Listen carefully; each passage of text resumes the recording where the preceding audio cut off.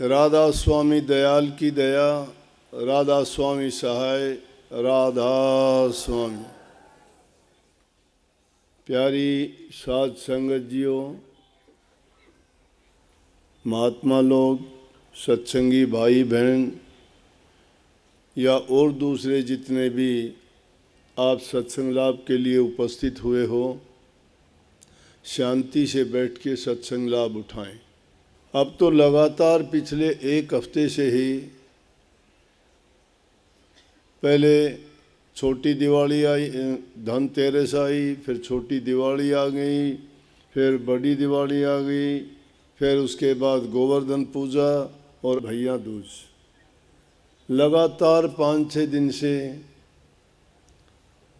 यहाँ जैसे सत्संग में संगत आई है, इसी प्रकार से स्कूलों की छुट्टी थी, कर्मचारियों की छुट्टी थी, और जब स्कूल के बच्चों की, नौकरी पेशा रोज़गार करने वालों की छुट्टी होती है, तो उस दिन में सब सोचते हैं कि हम आश्रम में जाके दर्शन करके आएँ, आशीर्वाद लें। और उससे भी अच्छी बात ये होती है कि फिर 12 महीने का त्यौहार है, किसी विशेष दिन में आशीर्वाद लेने से उनको ज़्यादा ही लाभ मिलता है। तो इसलिए एक हफ्ते से लगातार बहुत व्यस्त कार्यक्रम ये होता ही है हर साल। खुशी की बात है, ऐसे अवसर आने से हम आपस में मिल बैठ के खुशी मनाते हैं, मिठाइयाँ बांटते हैं, एक दूसरे की कुशलक्षेम पूछते हैं, उनकी समस्याओं में शरीक होके किसी का दुख दर्द बंटवाते हैं, तो किसी की खुशी में और ज़्यादा खुशी जोड़ते हैं। पुरानी यादें ताज़ा हो जाती हैं। किसी अच्छी चीज़ को याद करने से हमारे मन में प्रसन्नता होती है, हमारे ख्याल विचार भी अच्छे होते हैं। अगर किसी बुरी घटना का, किसी दुख भरी कहानी का या कोई और ऐसी बात हो कि जिसमें आदमी को दुख और चिंता होती है देखने और सुनने से, तो आदमी के विचारों में दूसरा ही ख्याल बन जाता है। उसको दुख उस टाइम भी होता है, घटना चाहे पहले की कभी की भी हो, खुशी की होगी तो खुशी मिलती है उसको याद करने से। दुख भरी पीड़ा वाली है तो हमें पीड़ा फिर भी देती है। युग पलट गए, उन युगों में अगर कोई बातें हुई थी, ये दिवाली का त्यौहार या भैया दूज का त्यौहार कहो, इनके सब के पीछे कोई ना कोई बात है। भैया दूज का तो महत्व यही है कि दुनिया में भाई और बहन का नाता, इससे बड़ा कोई नाता नहीं। स्त्री का पति चला जाता है तो भी कोई वो ऐसी बात नहीं होती, वो दोबारा शादी कर सकती है। कुछ हमारे संस्कार हैं कई जातियों में नहीं भी करते, लेकिन अगर चाहें तो वो शादी कर सकती हैं। परंतु जिसका भाई गुजर जाता है उसको भाई दूसरा नहीं मिलता। कहने को अगर कह देता है कि मैं भी तेरा भाई, वो भी किसी को भाई मान लेते हैं, धर्म का भाई की जिसको कहते हैं, लेकिन सगा भाई कोई नहीं होता दुनिया में। पति सगा फिर भी दूसरा हो सकता है। इसलिए भाई और बहन का नाता बड़ा पवित्र नाता है। सदा से एक दूसरे को बहुत प्यार करते हैं, और उसी संबंध में भैया दूज का त्यौहार भी मनाया जाता है, क्योंकि ये भी एक घटना ही घटी थी कभी, और उस घटना को याद करके हमने उसको एक परिपाटी बना लिया, उसको निभाते हैं। अच्छी बात है। हर बहन अपने भाई की लंबी आयु की कामना करती है, प्रभु से प्रार्थना करती है कि उसको दुख दर्द पीड़ा ना हो, उसकी ज़िंदगी में कोई भी ऐसी घटना ना हो जिससे उसको दुख हो। अगर होता है तो बहन को उसके बराबर दुख होता है। इसलिए ये बहुत एक ऐसी बात है जो एक दूसरे के दिल को दिल से जोड़ देती है। यूं तो अपने स्वार्थ के लिए तो जैसे इस वाणी में कह दिया, वो एक अलग बात है कि दुनिया में सतगुरु के समान तो दूसरी कोई चीज़ नहीं है। दुनियादारी की बातें, दोस्ती, नाते वो हमारे स्वार्थ के हैं, परंतु गुरु के साथ जो हमारा नाता है वो स्वार्थ का नहीं, निस्वार्थ है। गुरु का अपना कोई हित नहीं, वो शिष्य के हित और भलाई के लिए ही कार्य करता है। जो भी उसकी बातें होंगी, जो भी उपदेश होगा, जो भी शिक्षा होगा, वो अपने शिष्य का या जो भी इंसान उनके साथ आके मिलता है उनको अपने दिल से और अपनी की हुई भक्ति की कमाई से उनको आशीर्वाद देके उनके कष्टों को, पापों को, दुखों को दूर भी करते हैं और उनको आगे के लिए आशीर्वाद देके उनको खुशी भी प्रदान करते हैं, क्योंकि उनके पास वो ताकत होती है।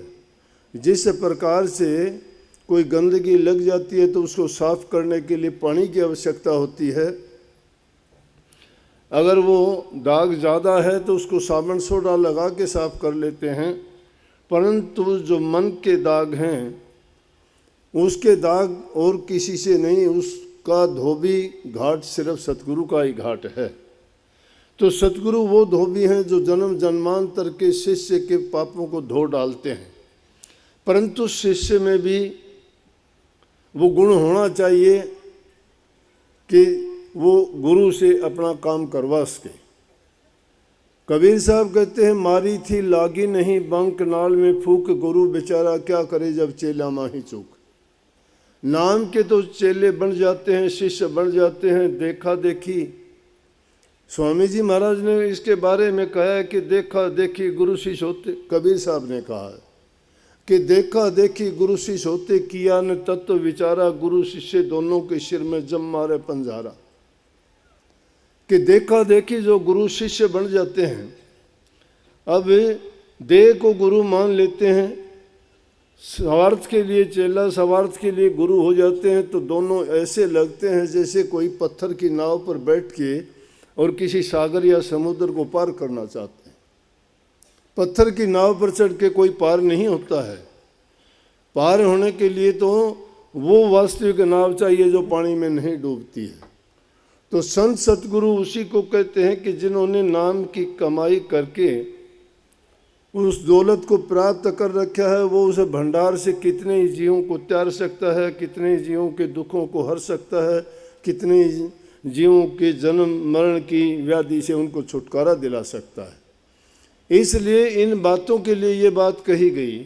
जिसने ये कही गई वो जींद का एक सेठ था, 70 साल की उम्र में, शायद उससे भी 1-2 साल पहले ही 65-67 साल की उम्र में मेरे पास आया। घर परिवार में सब उसके राजी खुशी, सब कुछ अच्छा था। आके कहने लगा, मैं आपसे नाम की दीक्षा लेना चाहता हूँ। देख लिया, उम्र इतनी होने के बावजूद जो इंसान आता है वो सब निरख परख करके ही आता है, दुनिया के सारी चीज़ों को देख लेता है। इस दुनियादारी में जितने भी उन्होंने कार्रवाई करनी थी, ब्याह शादी, बच्चे, संतान, घर परिवार, रिश्ते नाते सब निभाए और कहने लगा कि अब मैं भक्ति करना चाहता हूँ, ताकि दुनियादारों के लिए, रिश्तेदारों के लिए, अपने संतान और परिवार के लिए मैंने बहुत कुछ कर दिया, लेकिन मैंने अपनी ज़िंदगी में मेरे लिए कुछ नहीं किया है। सत्संगियों, कुछ भी करते हो आप करो, दुनियादारी की चीज़ के लिए ज़रूरी है। अपने परिवार के लिए भी ज़रूरी है कि हम काम करें। काम नहीं करेंगे तो हमारा पेट कौन भरेगा? हमें कमा के दूसरा कौन आदमी देगा? कबीर साहब ने कही है, हम तो राम भजांगे राम, ताना भाई कौन तनेगा जी। संत कहते हैं कि पहले काम करो। जो इंसान अपना कमा के नहीं खाता है, काम नहीं करता है, दूसरे पर वजन बन जाता है और उनके देने लेने से अपना पेट पालन करता है, तो वो तो कर्जदार हो गया किसी का।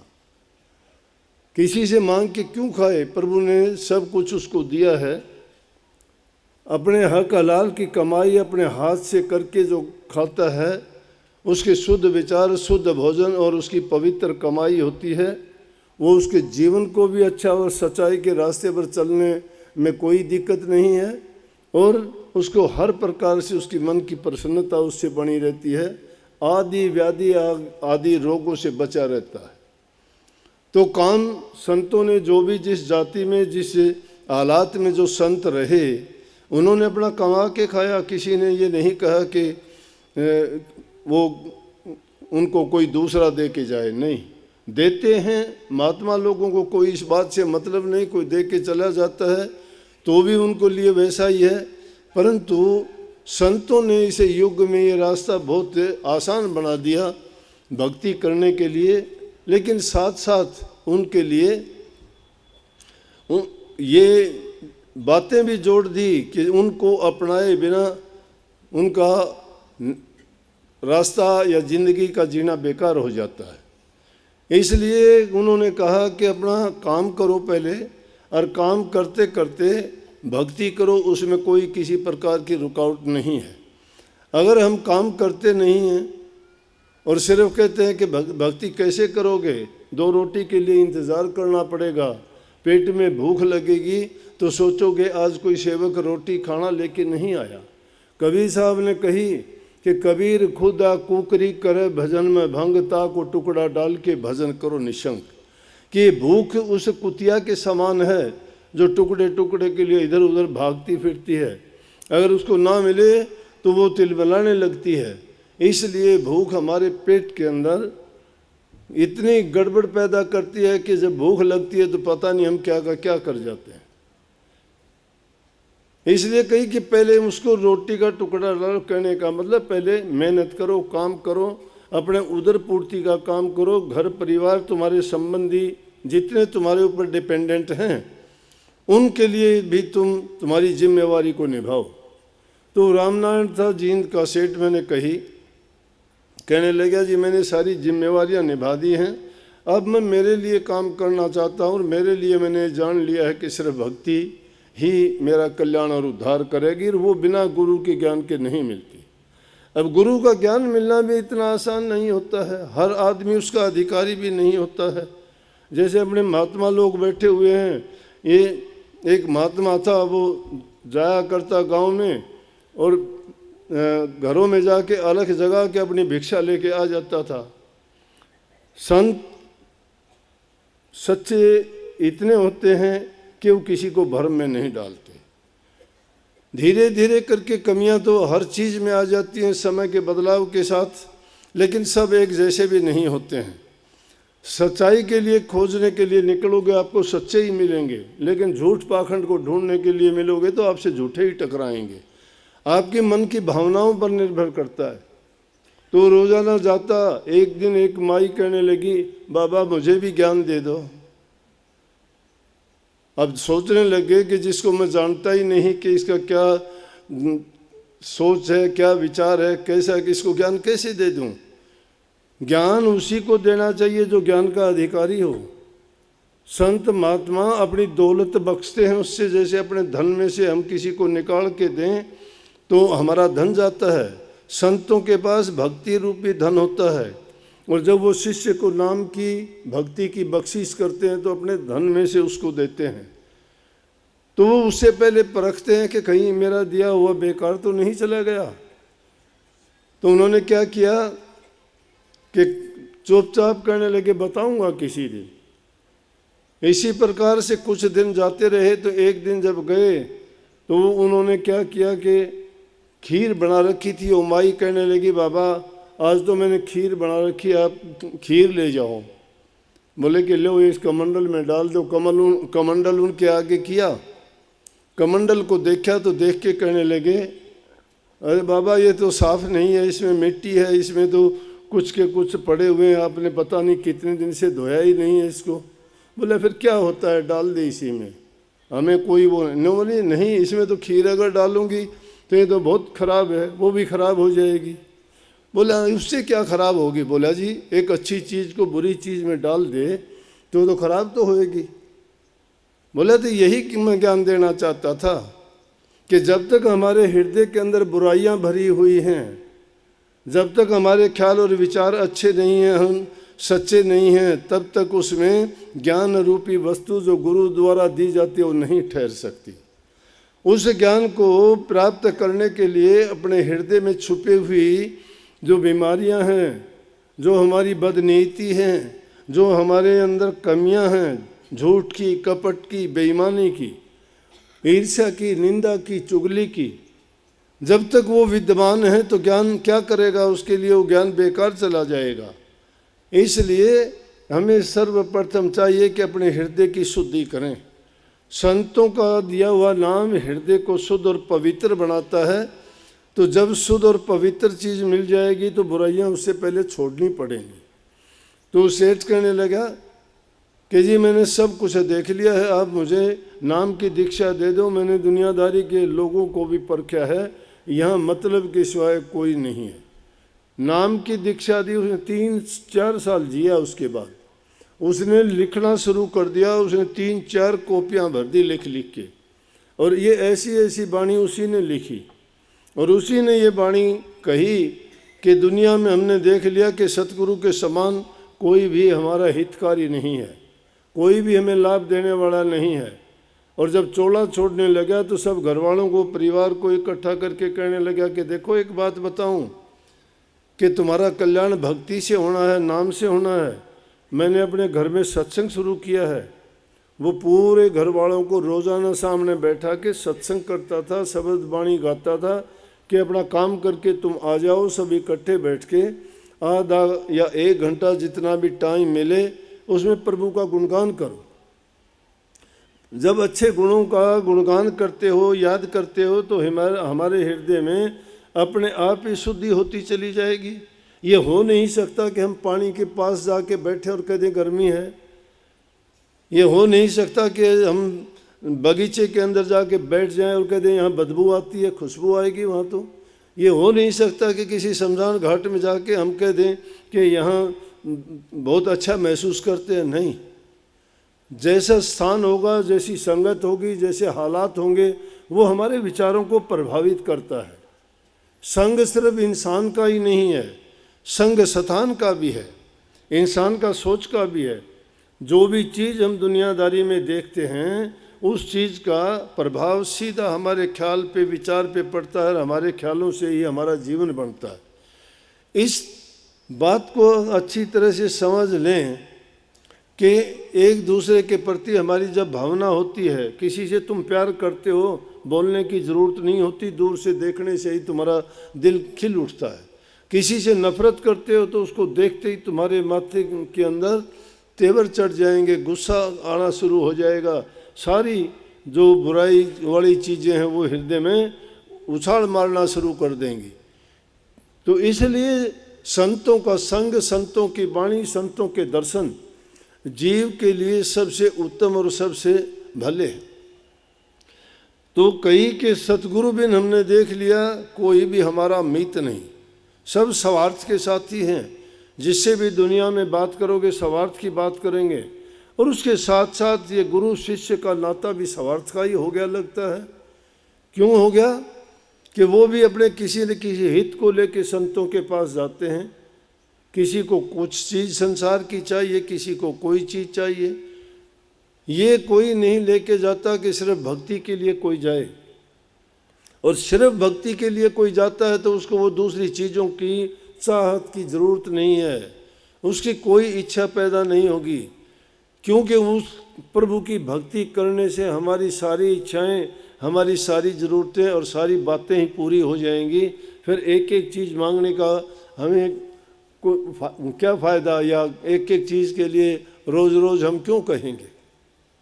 जब मूल को पकड़ लेते हैं तो सारा पेड़ ही हमारा हो जाता है। फल फूल टहनी जो भी चीज़ हम लेना चाहते हैं वो सब हमारी हो जाती है। इसलिए गुरु का दिया हुआ नाम, संत जब नाम देते हैं, नाम दे के वो सोचते हैं कि मैंने किसको नाम दिया है, किसी अधिकारी को दिया कि अनाधिकारी को दिया। अगर किसी अनाधिकारी को नाम देते हैं तो बहुत पछताते हैं। वो क्यों पछताते हैं? कि जिस प्रकार से लाल को रेत में रला देने जैसा है वो नाम, ऐसी वैसी चीज़ नहीं है। नाम लेके हम संतों से, और हमारा हालात नहीं बदलते, विचार नहीं बदलते, हमारे कर्म नहीं बदलते, दोष देते हैं, गुरु को देते हैं, नाम को देते हैं, अपने आप के अंदर झांक के नहीं देखते कि हम क्या करते हैं। गुरु ने कोई आपसे चीज़ उसके बदले में नहीं ली, गुरु ने कोई आपसे ऐसा समझौता नहीं किया, लेकिन हाँ, गुरु ये चाहता है कि गुरु ने अगर कही भी हैं वो बातें तो वो किस लिए कही है, ताकि आपका हित हो। गुरु कहता है कि नाम के बदले में मैं तेरे से चाहता हूँ कि तेरा तन मन और धन मेरा हो गया, और उसके बदले में मैंने तुम्हें नाम दिया है। लेकिन गुरु होगा, उसको आपके न तन की ज़रूरत है, न मन की ज़रूरत है, न धन की ज़रूरत है। गुरु ये चीज़ें तो तुम्हें देता है, तन से नेक काम करवाने की शिक्षा देता है कि तन से भलाई के काम करो, दूसरे की सहायता करो, माँ बाप की सेवा करो, बूढ़े बुजुर्ग की करो, दीन दुखी की सहायता करो। तन की सेवा करने से तन के रोग और कष्ट दूर होते हैं। अगर तुम तन से किसी की सेवा करोगे तो तुम्हारे तन के कष्ट दूर होंगे। दूसरी है मन की सेवा। मन की सेवा प्रभु के नाम के सुमरण से होती है। जो आपको गुरु मंत्र दिया जाता है, उस मंत्र में अगर तुम ध्यान लगा के एकाग्रचित होके दुनियादारी से मन को हटा के उस नाम में अपने मन को लगा दोगे तो आपको ऊर्जा मिलेगी, शक्ति मिलेगी, वो अंदर में प्रकट होगी। वो शक्ति, वो ताकत उस नाम में है। उस नाम का ये गुण है, जब उसका सुमरण करोगे, उसका ख्याल और ध्यान अंतर में पका लोगे उसको पूरी तरह से, तो आप अपने मन में जो भी ख्याल उठेगा, जो विचार आएगा, या जो भी आप संकल्प उठा के काम करना चाहोगे, सभी संकल्प आपके पूरे होंगे, क्योंकि आपने सच्चाई के साथ वो किया है। संत महात्माओं के पास क्या है, इसीलिए तो वो दुनियादारी से अलग होके, दुनियादारी के अंदर रहते हुए ही अलग हो सकते हो। बाहर जाने की ज़रूरत नहीं कहीं भी। कभी सोचते हो कि घर छोड़ देंगे या कहीं बाहर आश्रम में जाके, आश्रम में नहीं, तुम अगर आश्रम में जाते हो और दुनियादारी की बातें लेके जाते हो, तुमने तो फिर आश्रम को भी दुनियादारी बना दिया है। लेकिन तुम अगर अच्छे विचार लेके घर में ही रहते हो तो घर को ही तुम आश्रम बना दोगे, घर को ही आश्रम बना दोगे। आपस में प्यार करोगे, एक दूसरे का सम्मान करोगे, जबान से मीठे बोलोगे, एक दूसरे की सहायता करोगे। अकेला आदमी क्या कर लेगा? तो जब इंसान का तन से सुखी होगा, मन से सुखी होगा, तो वो आदमी कोई भी काम करना चाहेगा खुशी में ही कर सकता है। अगर किसी के मन में कोई दुख है, पीड़ा है, दर्द है, और उससे आप चाहोगे कि वो भक्ति करे, उससे आप चाहोगे वो ध्यान समाधि करे, नहीं हो सकता। उसको नहीं, परिवार एक प्रकार का उनका एक संगठन है, एक अंग है, एक इकाई है, और उसमें किसी को भी दुख पीड़ा होती है वो सबको प्रभावित करती है। वहाँ रहते हुए अगर एक को दुख है तो हम भी अपना ध्यान भजन नहीं कर सकते। तो ऐसे हालात में कैसे करेंगे? परंतु जो नाम के रसिया हैं, जो सच्चे भक्ति के लिए लगे हुए हैं, जो अपने कल्याण के लिए गुरु के पास जाके नाम की दीक्षा ली है, तो वो दुख के हालात में भी निश्चिंत और निर्भय होकर नाम को जप लेंगे, क्योंकि उन्होंने अपनी रूह को नीचे के दर्जों से उठा के उस प्रभु के चरणों तक पहुंचाने का प्रयास जो किया है, उस आनंद को और उस रस को जान लिया है। उन्होंने जो दुनियादारी के प्रपंच को भी समझ लिया है कि झूठा है संसार सारा, कैसा तेरा नाता रे, किसके साथ क्या नाता है दुनिया में। कोई किसी के संग चला नहीं, कोई किसी के संग जाएगा नहीं, कोई दुख दर्द पीड़ा किसी की ले नहीं सकता। 2 मिनट भी कोई किसी को अदला बदली नहीं कर सकता कि मेरी उम्र इसको लग जाए। जब कुछ भी किसी को दे ले नहीं सकते, उनके लिए क्या क्या कर जाते हो। और जो तुम्हें सब कुछ बख्श देता है उसके लिए तुम क्या सोचते हो। अरे दुनियादारी की दोस्ती और ये यारी कितने दिन चलेगी, कितने दिन निभेगी? ये सब स्वार्थ की दुनिया है। जब तक तुम्हारा शरीर चलता है उनका स्वार्थ पूरा करते हो, तुम अच्छे हो। नहीं, बुढ़ापा आएगा, किसी लायक नहीं रहोगे, वृद्धाश्रम दिखा देंगे आपको। कोई भी काम कहोगे वो नाक चढ़ाना शुरू कर देंगे आपसे।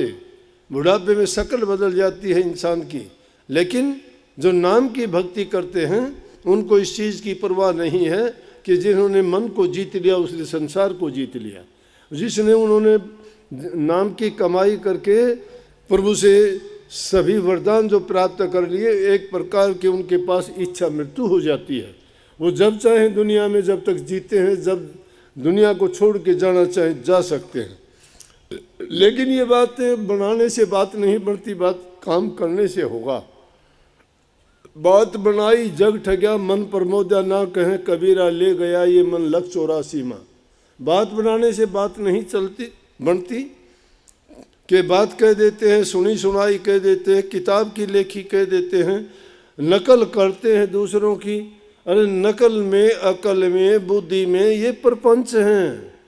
प्रपंचों में पढ़ने की जरूरत नहीं, हृदय की शुद्धता की जरूरत है। हृदय की पवित्रता नाम की कमाई के बिना नहीं हो सकती। प्रभु के गुण ये हैं कि जिसका निर्मल मन है उसके हृदय में ही प्रभु का वास है। जिसका हृदय शुद्ध है, हृदय जिसका शुद्ध नहीं है, कुमति भरी हुई है। सुबह से लेकर शाम तक की कितनी उल्टी सीधी बातें सोचते हैं। अपने दुख किस चीज़ का है? दुख किस चीज़ का है कि दुनियादारी के दूसरे को देख के दुखी है कि उसको ये सुख क्यों है, उसको ये आराम क्या है। लेकिन दुनिया के पदार्थों में भी सुख नहीं है, ना इन हाट हवेलियों में, ना धन दौलत में, ना लंबे परिवार में, ना ऊंचे ओहदों में, और ना रूप हुसन में। किसी चीज़ में अगर देखना चाहोगे सुख नहीं है। सुख किस में है? ना सुख विद्या के पढ़े, ना सुख वाद विवाद, सहजो कहे साधु सुखी और लागी शून्य समाध। जिसने शून्य समाध लगा ली, न विद्या के पढ़ने में सुख है, न वाद विवाद में सुख है। महर्षि जी ने में लिखी है कि जिनको चाहे राम मिलन की, राम उन्हें मिल जाते हैं। रामदास के पास राम है, औरों को नहीं पाते हैं। रामदास के पास, जिन्होंने राम को याद करके उनकी भक्ति करके उनके दास बन गए, वो रामदास है। उनके पास राम को मिलाने की ताकत है। किसके पास घूमते हो तुम? क्या देंगे तुम्हें? बातों से नहीं मिलता, बातों से तो ठगा जाता है इंसान। बुद्धि तुम्हारी चतुर हो जाएगी, तर्क वितर्क जरूर कर लोगे, लेकिन पल्ले कुछ नहीं रहेगा। पल्ले जब होगा आपका, जब किसी वीतराग पुरुष, वीतराग जिसने खुद अपने आप को इस दुनिया से ऊंचा उठा लिया है, उसके पास जाओगे, आपको भी वहीं जोड़ देगा वो। तो महर्षि जी ने कहा कि वाद विवाद में राम नहीं है। राम ने पूजा पेखी में, रामदास ने राम को देखा, सहज ही देखा। सहज, सहज का मतलब सहज योग। सहज योग क्या है? सूरज शब्द का योग। सूरज शब्द का योग क्या है कि आत्मा को परमात्मा से मिलाने का तरीका। ये आत्मा तो इसे पिंड शरीर में नीचे के दर्जों में, रूहानी दर्जों में है। स्वामी शब्द जो ऊपर के ऊंचे से ऊंचे दर्जे में बैठा हुआ है, ये उससे बिछड़ी हुई रूह इस दुनियादारी में भटकती है, अज्ञान में है। लेकिन सतगुरु स्वामी जब मिलता है तो शब्द से जोड़ने का उसको तरीका बताता है, करने का रास्ता बताता है। और जब हम उस करनी करते हैं, उस रास्ते पर चलते हैं। गुरु का वचन मान सब लीजिए, हानि हुई तो होने दीजिए। गुरु हमारे हित की बात कहता है ना। अगर तुम्हें लगता है हमारी हानि होगी, होने दीजिए, होने दीजिए, उसमें हानि हो ही नहीं सकती। गुरु के बात में अंतर फर्क नहीं आएगा। गुरु जो करता है हमारे हित की बात करता है हमेशा। एक बार गुरु और शिष्य जा रहे थे, चलते चलते गए। अब महात्माओं का कोई घर ठिकाना नहीं होता, रात पड़ती है वहीं सो जाते हैं। आजकल तो ठिकाने भी बनाने शुरू कर दिए। पहले महात्मा लोग तो कहते थे ना भाई एक जगह नहीं रुकेंगे। क्यों? कहते पानी तो बहता भला, पानी बहता भला, रुकेगा तो उसमें कीड़े और काई हो जाएगी। साधु भी रमता भला, एक जगह ठहरेगा तो कोई ना कोई दाग लग जाएगा। तो साधु लोग चलते रहते थे अपने चेले को लेके। और जैसे अपने महात्मा लोग बैठे हुए हैं, वो अपने चेले को लेके चले। चल वही चेला चल दिए। चलते चलते जंगल में रात पड़ गई, कहने लगे अच्छा भाई यहाँ रुक जाते हैं, सुबह को फिर उठ के चलेंगे, जंगली जानवर हैं, बेकार कोई ना कोई अपने साथ हो जाएगा हादसा। चेला कहने लगा ठीक है गुरु जी, गुरु का तो अनुभव था। बोले अभी रात को चेला यूँ नहीं कि पहली रात का जो समय है, बच्चों को पहले नींद आती है, पहले तू सो ले आधी रात तक, उसके बाद मैं सो लूँगा, मैं पहरा दूंगा आधी रात तक, उसके बाद मैं सो जाऊँगा, आप पहरा देना। कहने लगे जी ठीक है। चेला सो गया, गुरु बैठ गया पहरेदारी पे। क्या देखता है कि थोड़ी देर के बाद में जब वो सो रहा था चेला, एक सांप जंगल से बहुत बड़ा निकल के आया और उसको गुरुजी ने देख लिया। देखते ही सांप से कहने लगे सतयुगी समय था, आज का ये कलयुग नहीं था। कलयुग में तो सब कुछ बदला हुआ है, परंतु इस कलयुग में भी जिनके विचार शुद्ध और पवित्र वो सतयुगी हैं, वो सतयुगी अब भी हैं। लेकिन ज़्यादातर काल और माया का इतना प्रकोप है कि हर इंसान डामाडोल हो गया। सच्चाई की यहाँ पूछ जरूरत नहीं है। धोखेबाज छल कपट करने वाले लोग सोचते हैं कि हम बड़े चालाक हैं। कोई किसी का लेके मुकर जाता है, कोई किसी की चोरी करके चला जाता है, कोई किसी का गला काटता है, कोई किसी की चीज़ को हट लेता है, कोई ताकत दिखा के किसी को धमका के, कोई डर दिखा के। वो क्या करते हैं, डूब जाते हैं वो लोग। बासा तो उनका नरकों में होता है, भोगना उनको पड़ता है, लेकिन कुछ टाइम के लिए वो खुश हो जाते हैं, हमने ऐसा कर लिया। कुछ नहीं मिलता इन चीज़ों में, उन चीज़ों की तासीर अच्छी है नहीं। उन चीज़ों की कोई एक की भी तासीर ऐसी नहीं है जो उनको सुख दे देगी। सुख मिलेगा सादगी में, सुख मिलेगा सच्चाई में, सुख मिलेगा आत्म समृद्धि को याद करने में। अपने आप को जगाओगे उसमें, अपने आचरण को शुद्ध बनाओ, अपने जीवन को सच्चा बनाओ, सच्चाई के रास्ते पे लगाओ, चलाओ। महात्मा जी कहने लगे देख के उसको, सांप को, कि भाई क्या बात है। बोला जी मैं आपके चेले को इसको लड़ूंगा। बोला भाई मैं तो नहीं लड़ने दूंगा, क्यों, कारण क्या है।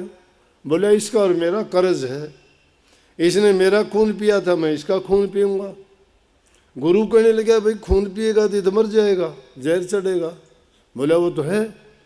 बोला अगर मैं इसका खून तुझे निकाल के दे दूँ तो।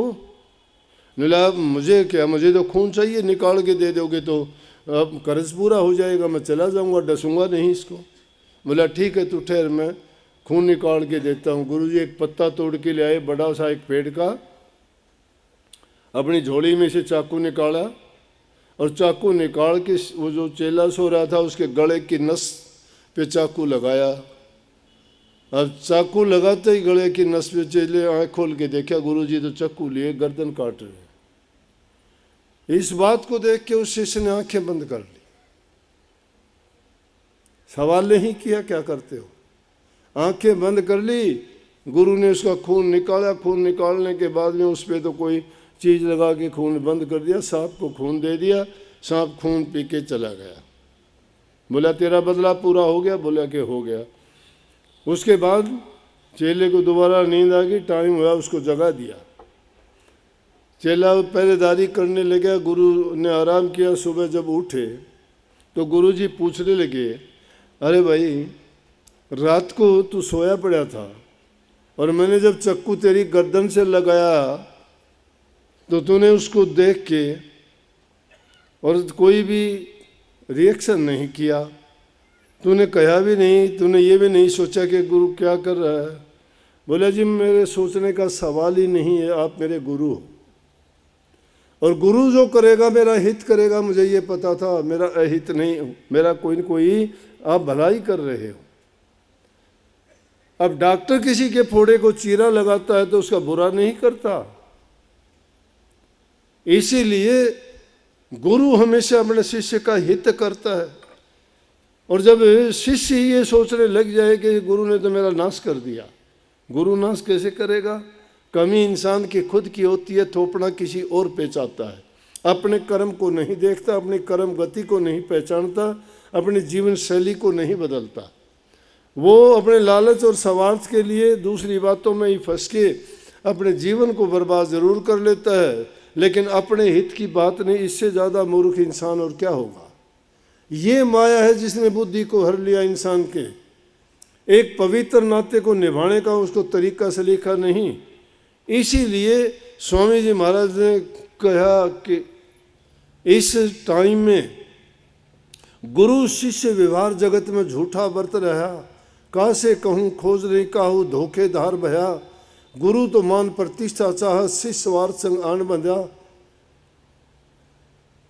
गुरु भी सच्चा चेला भी सच्चा, कहीं भाग से मेल मिला, कहीं भाग से गुरु और चेला दोनों ऐसे मिलते हैं। और जो शिष्य अगर गुरु को ऐसा मिल जाता है तो अपने गुरु का नाम रोशन कर देता है। एक दुष्ट और नीच रास्ते पे चलने वाला अपने गुरु को, अपने पंथ को, अपने धर्म को और अपने मजहब को भी बदनाम कर देता है। इसलिए ये सच्चाई और भक्ति का रास्ता है, वो गुप्त शक्ति है, वो फैलती चली जाती है, किसी को पता ही नहीं लगता कैसे फैल गई, क्यों फैल जाती है, ताकत कभी दिखाई नहीं देती। जिस प्रकार के शरीर में कहीं दर्द होता है तो दर्द तुम्हें दिखाई नहीं देता, लेकिन पीड़ा बहुत देता है। इसी प्रकार से वो प्रभु की शक्ति है, वो सच्चे इंसानों के पास होती है और वो इसी प्रकार से फैलती चली जाती है। अदृश्य है वो शक्ति दिखाई नहीं देती। प्रभु भी इसी प्रकार से तुमसे हमसे जुदा नहीं है, हमारे अंदर मौजूद हैं, हाजिर हैं, अब भी है। जिसको कण कण में मानते हो, लेकिन खोटे मंदे कर्म करते वक्त दूर क्यों सोच लेते हो?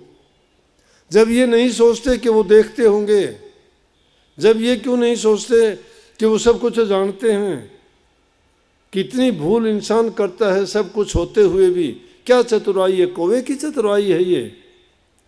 कौवा कितना ही चतुर होता है, लेकिन आखिर गंदगी में ही चोंच मारता है जाके।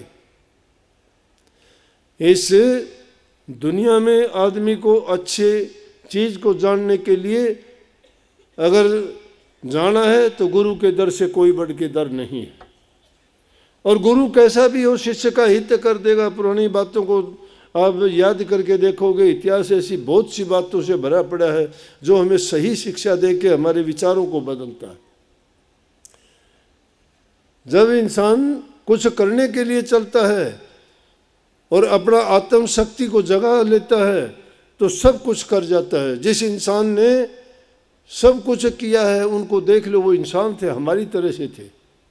दादू पलटू कबीर साहब इसी जमीन पे पैदा हुए थे, इसी, और उन्होंने जो काम किए वो आज तक जिंदा है।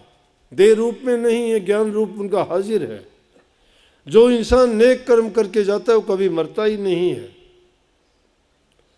शरीर मरता है, ज्ञान नहीं मरता है। ज्ञान जीवित रहता है, हमेशा जीवित रहता है और वो सदियों तक रहेगा।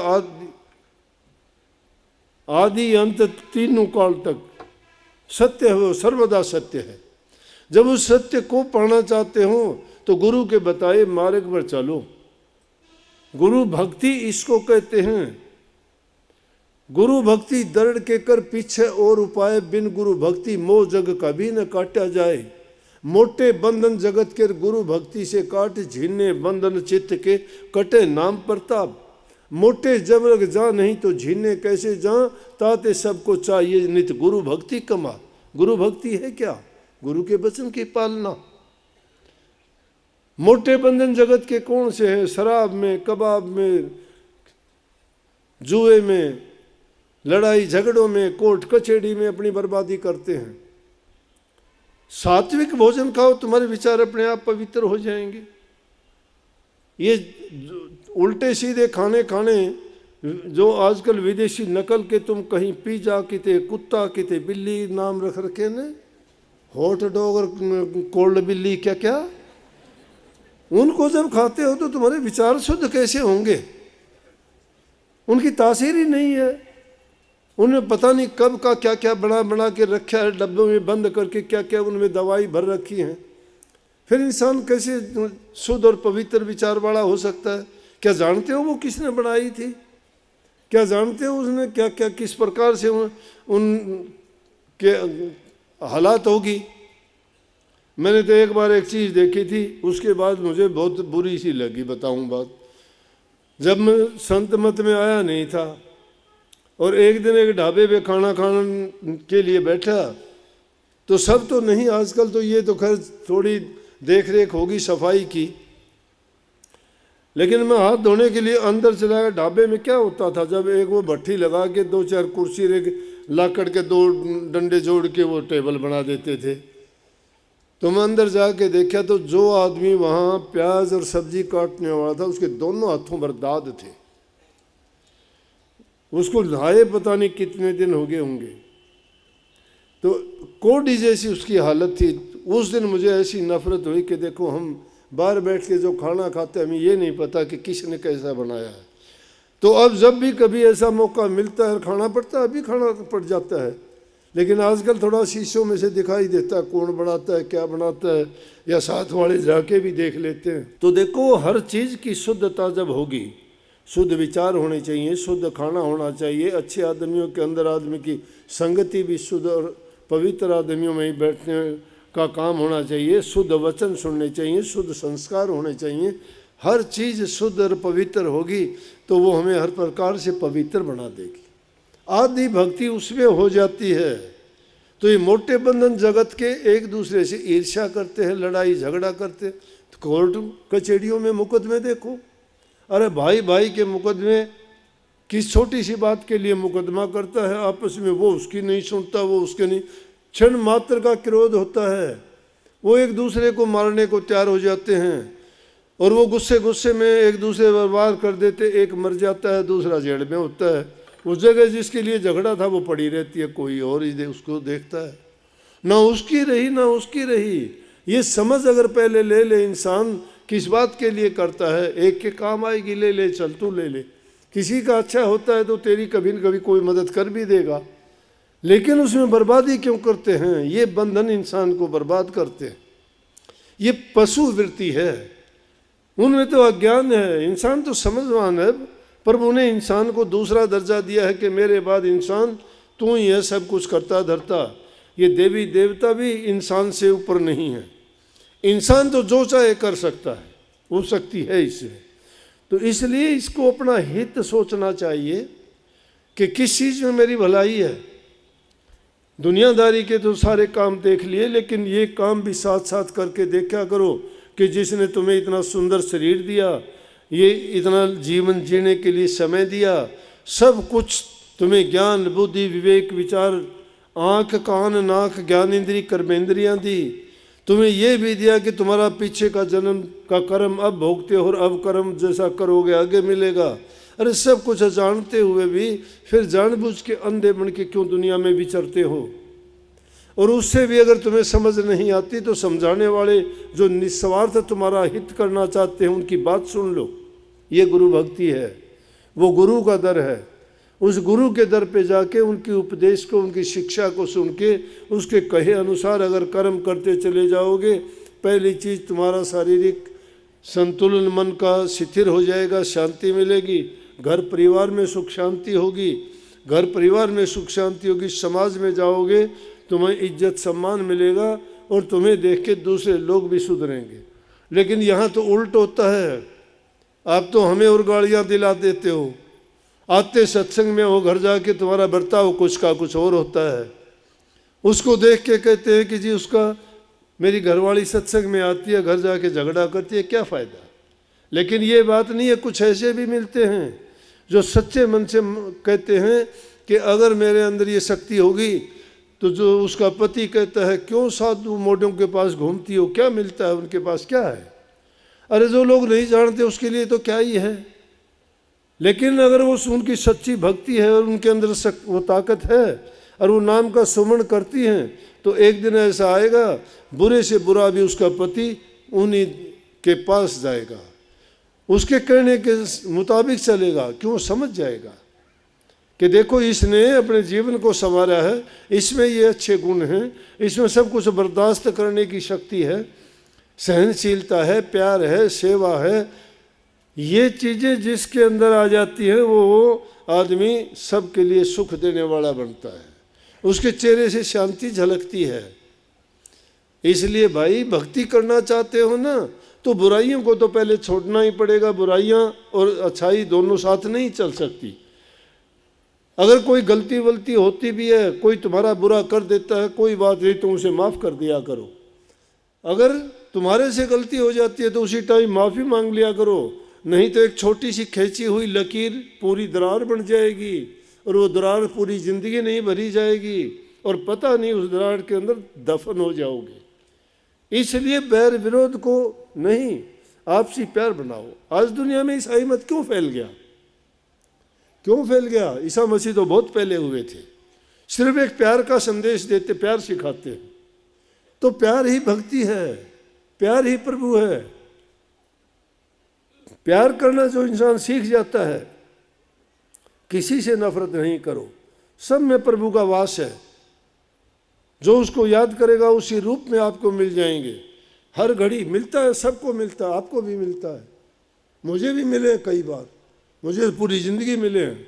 कोई आपको ये कहने वाला नहीं मिलेगा, आपको भी मिलते, आप पहचान नहीं पाते। दुख की मुझे तो मेरे गुरु रूप में मिला था, साक्षात।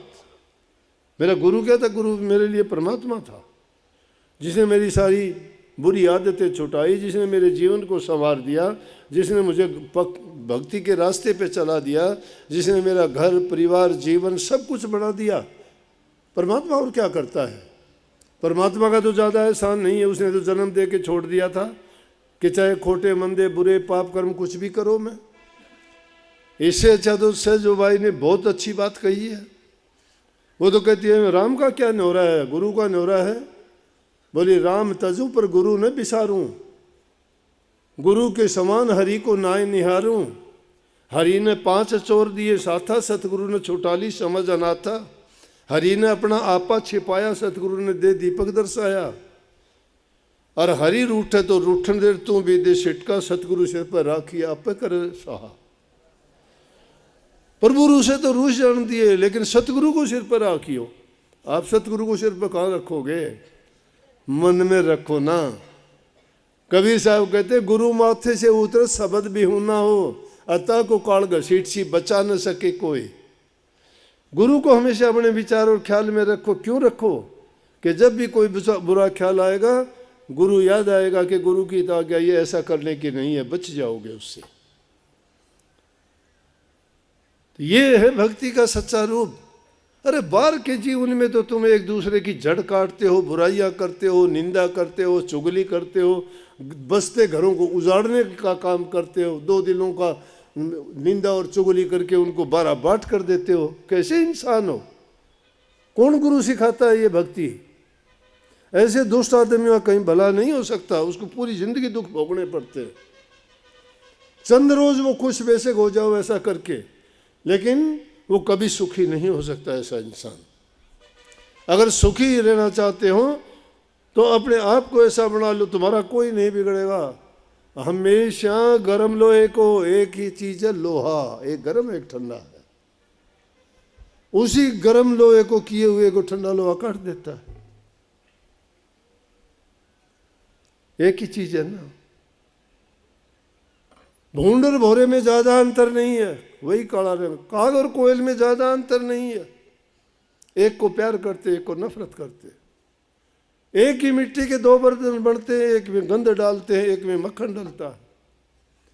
वही लोहे की 2 चीजें बनती है, एक से 2 तीर बना के जीव संहार करते हैं, और एक लोहा जो पूजा में रखा जाता है। अच्छे कर्म करने वाले को हर जगह सम्मान मिलता है। मीठा बोलो, किसी के दिल को जीतो।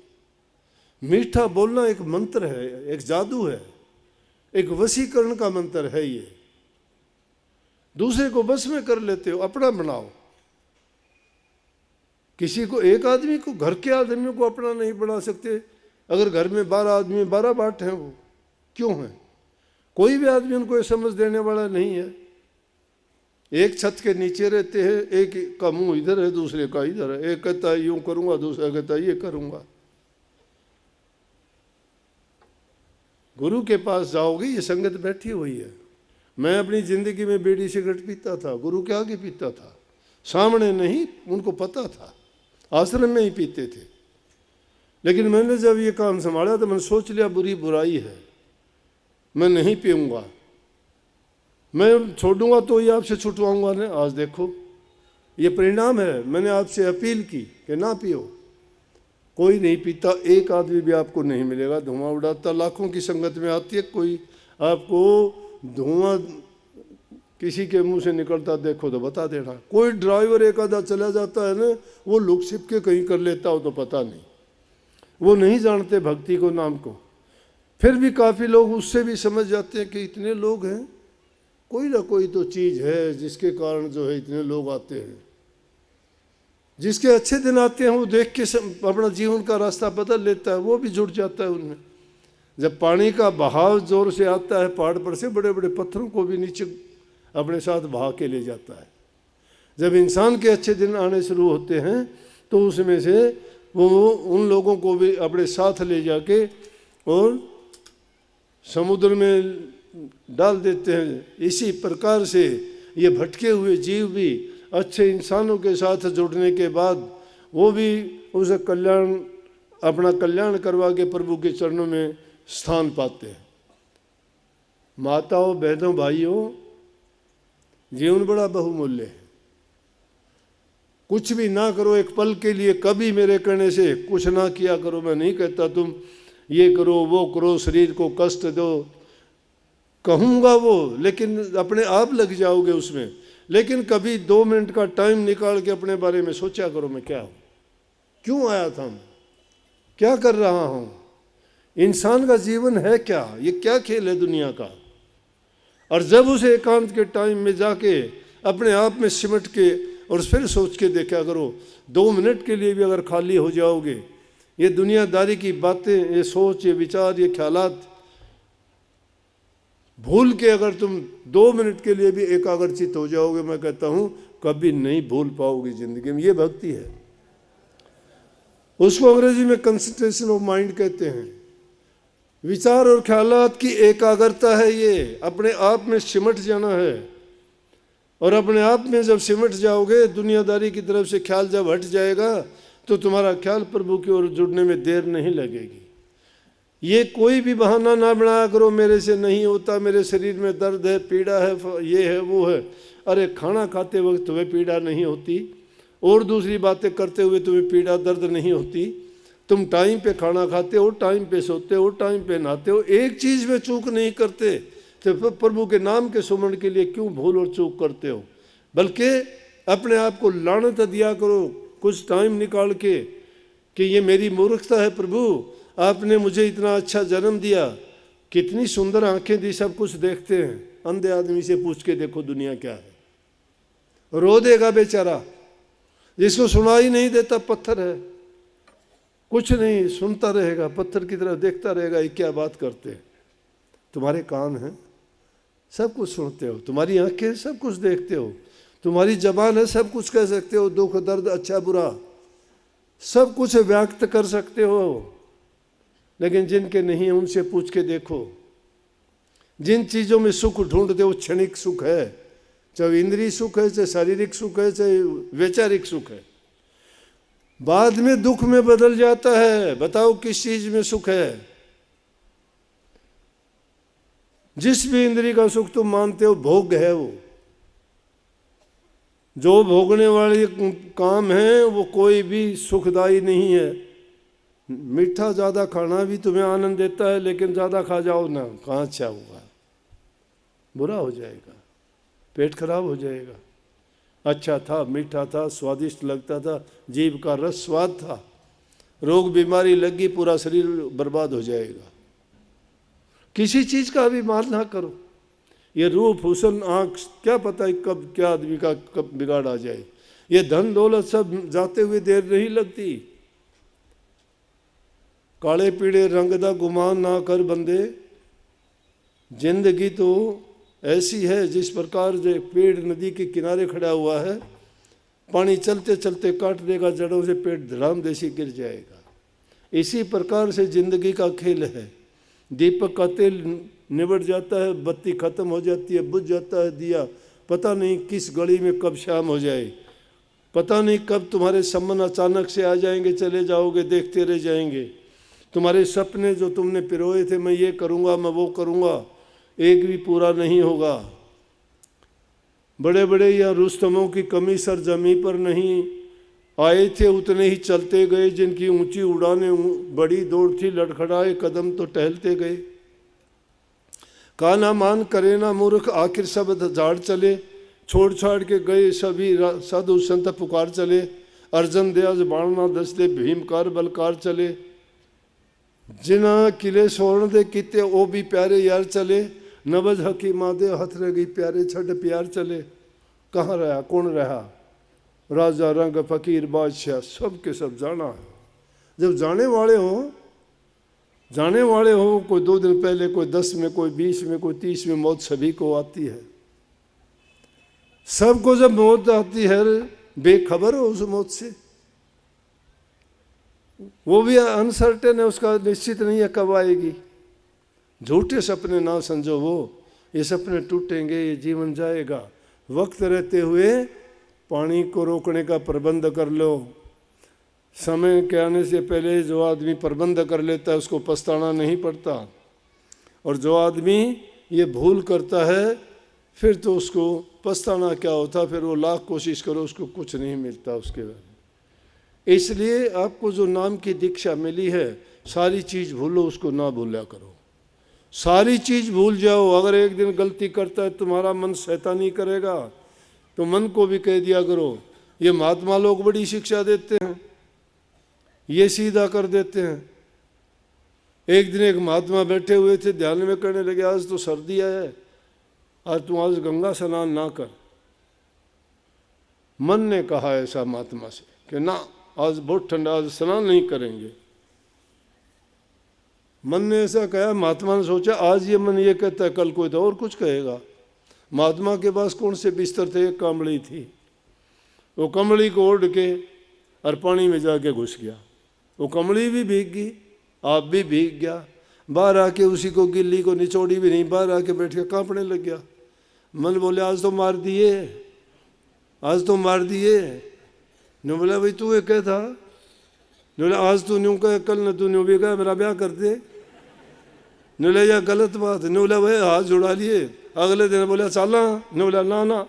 ने बोला आज वैसे स्नान कर ले, लेकिन कांबड़ छोड़ के करिए। तो जब मन को समझाओ, ये मन बड़ा शैतान है, ये तो पता नहीं क्या का क्या चाहना शुरू कर देगा। तुम्हारा साथी वो है जो तुम्हारा हित करता है, तुम्हारा साथी वो जो तुम्हारा भक्ति में साथ देता है। लेकिन वो तुम्हारा दुश्मन है, चाहे तुम्हारा बाप हो, भाई हो, माँ हो, बहन हो, पत्नी हो, बच्चे हो। जो तुम्हें गुरु से बेमुख करता है, भक्ति के रास्ते से हटाता है और नेक काम करने से रोकता है, वो तुम्हारा दुश्मन है। और उनको छोड़ने में देर भी नहीं करनी चाहिए। मीराबाई ने अपना घर बार छोड़ दिया, विभीषण ने अपना भाई रावण छोड़ दिया, भरत ने अपनी माँ कैकेयी को त्याग दिया, प्रहलाद ने अपने पिता को छोड़ दिया, बोला कि तुम तो बहुत गलत हो। सब ने ये बोला इन्होंने कि हमने जो काम करना है, प्रभु की भक्ति करनी है, तुम तो हमारे दुश्मन हो, मित्र कहाँ? तू मेरा बाप नहीं है, तू मेरा भाई नहीं है।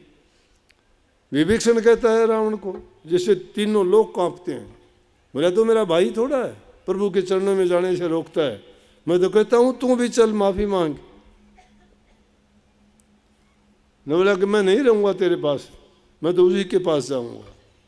अपने भाई को त्याग दिया। भरत को गद्दी मिली थी अयोध्या की, अपनी माँ से कहने लगा उल्टा सीधा, तूने बहुत गलत काम किया है, मुझे गद्दी नहीं चाहिए।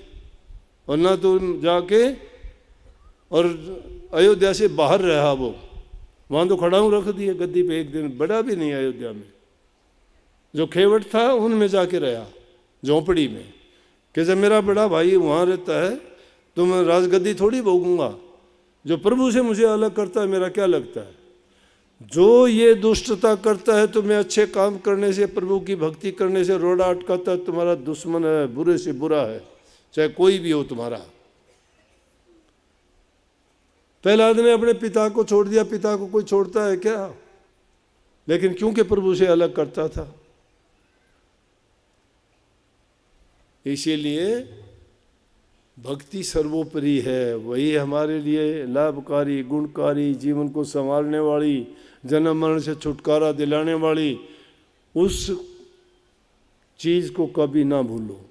नाम का सुमरण किया करो, थोड़ा बहुत टाइम लगा के जरूर एक आत्म चिंतन किया करो। आत्मचिंतन करने का मतलब एकांत में बैठ के किया करो, प्रभु मेरे गुनाहों को माफ़ करना, मैं इस काल और माया के देश में रहता हूँ, मेरी बुद्धि भ्रमित हो जाती है, मेरा मन मुझे लालच और स्वार्थ में गिरा देता है, आप बख्शनहार हो, मैं गुनाह करता हूँ, आप गुनाह बख्शते हो, इसलिए आप मेरे गुनाहों को बख्शो और मुझे सही रास्ते पे लाओ। तुम्हारा अगर कोई गलत होगा तो भी तुम्हारा प्रभु कल्याण करेंगे। सबको बहुत बहुत आशीर्वाद, मालिक आपको सद्बुद्धि दे, भक्ति करने के लिए आपको शक्ति दे और नेक काम करो और अपने जीवन को अच्छा पवित्र बनाओ, घरों में सुख शांति रखो, माँ बाप बूढ़े बुजुर्ग गरीब दुखी जिसकी सहायता कर सकते हो तन से मन से धन से करो। पर उपकार पर हित करना बहुत बड़ा धर्म है इंसान का, जो उसको नहीं कर सकता तो समझो वो किसी काम का भी नहीं है। फिर तो ये जीवन आया या नहीं आया, तुम अगर कुछ करके नहीं गए, जो करके गए उनके नाम हैं, आज तक नाम है, सदियों तक नाम रहेंगे, वो जिंदा रहेंगे, हमारे ख्यालात में हमारे जीवन में रास्ता दिखाते रहेंगे। इसलिए आप भी उस मार्ग पर चलो। जिस प्रकार से छोटी छोटी बुराई आपने छोड़ी हैं, तो अब वो बुराई तो छोड़ दी, बहुत अच्छी बात है, खुशी है मुझे, लेकिन अब वो टाइम तुम भक्ति में लगाना शुरू करो। इस बात का एक संकल्प लेके जाओ कि मैं नित्य प्रति किसी न किसी एक बुरे भटके हुए जीव को रास्ते पर लाऊंगा। तुम्हारा लड़का है, पति है, रिश्तेदार है, कोई शराब पी के बर्बाद होता है, कोई और उल्टे सीधे कामों में पड़ा हुआ है, उनको समझा के बुझा के चाहे किसी भी प्रकार से उसको मना के ठीक रास्ते पे लाओ, वो ताकि बुराई को छोड़े, उसका भी जीवन सफल हो। और दूसरे का नेकी करोगे तो आपकी नेकी अपने आप होती चली जाएगी, आपको बहुत खुशी मिलेगी। सबको बहुत बहुत आशीर्वाद। राधा स्वामी।